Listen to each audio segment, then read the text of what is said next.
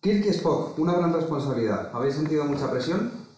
I think in the beginning I was hesitant to take on the role because it was both a big budget film but also Star Trek, which clearly brought with it a huge community of passionate and protective and fans.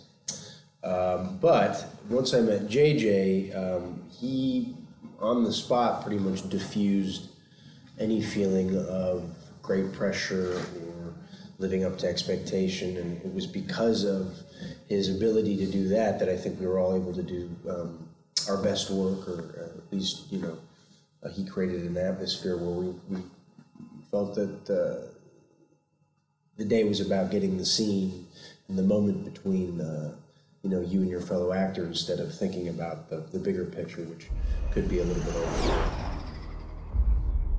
Cuando el barman me ha dicho quién eras, no podía creerlo. ¿Por qué está hablando conmigo? Tu padre fue capitán de la nave estelar 12 minutos. Salvó 800 vidas. Incluida la tuya. Te reto a que seas mejor. Alístate en la flota estelar. Todos sentirán miedo. Miedo ante una muerte segura.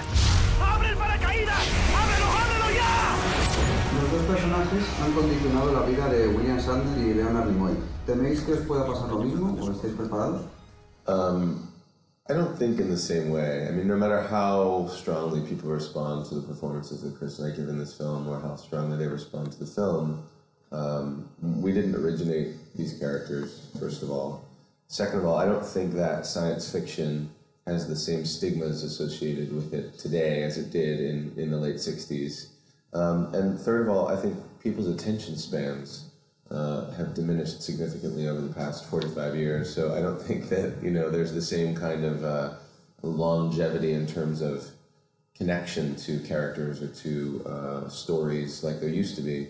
And then speaking of longevity, I think Chris and I share the point of view that we want our careers to be diverse and long, and it's really our responsibility to make sure that happens in the projects that we choose and the people that we work with. And I know I can speak for Chris, I can speak for myself when I say, we have a lot more to offer than just these characters. And I'm very excited and hopeful that I'll have opportunities to explore other things as well. Mm-hmm. Aún así, ¿estáis preparados para asistir a las millones de convenciones que tendréis que cubrir? It's 10 million, to be exact.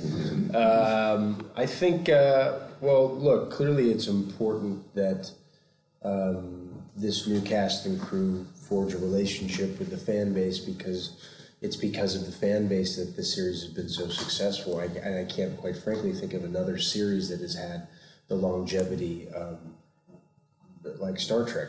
There's not one. I mean, it's been around for 40 plus years, and it's still a big business and it holds such sway over such a large number of people. So I think it's important for us to forge that relationship. But, I don't foresee my life being one of, hopping on, a jet and going from Star Trek conference to Star Trek conference. That's not my goal, and it's not my passion. And my passion still remains this project, this particular story, the people that I got to work with, and it just so happens that it's called Star Trek. It's not my life. It's a great part of my life. He esperado este día toda mi vida. El día del juicio final.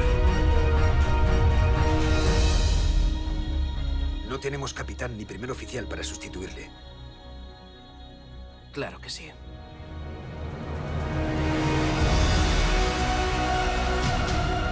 Eres capaz de decidir tu propio destino. La cuestión es, ¿qué camino elegirás? ¿Tu relación Espero que con sepas lo que haces. tu novia verde tiene algún futuro o cómo lo ves? Que me llamó mucho la atención. Las mujeres verdes. Ay, ay, ay. I think with Kirk, it's Kirk likes his green girls. I don't know why. I wish I could tell you. There's probably some problem up in the up here, but we'll see what happens in the future. I think the audience will get a taste of the classic William Shatner flirty Kirk, but it's just a taste. The meal awaits. I don't know. I thought it was pretty good. Right. I've used it once before. James T. Kirk fue un gran hombre. Eso fue en otra vida. Ajustando torpedos. Maniobras evasivas. ¡Disparad con todo!